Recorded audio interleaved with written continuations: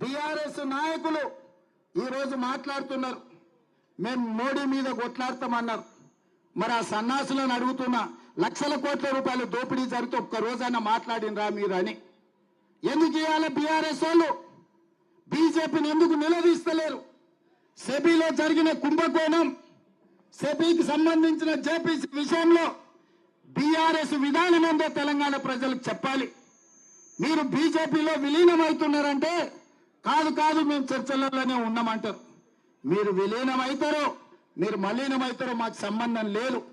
ఇవాళ ఈ సెబీలో జరిగిన కుంభకోణం మీద కేసీఆర్ విధానం ఏందో కేసీఆర్ మాట్లాడాలి. ఇవాళ కేటీఆర్ ఎందుకు ఈ విధానాన్ని ప్రశ్నిస్తూ ఈ ట్విట్టర్ తిన్ను తన ట్విట్టర్లో పెట్టట్లేదు అని నేను అడుగుతున్నా. అక్కడికి వచ్చేది అక్కడికి రాంది. ప్రతి చిల్లర మల్లర విషయంలో స్పందించే కేటీఆర్ ట్విట్టర్లో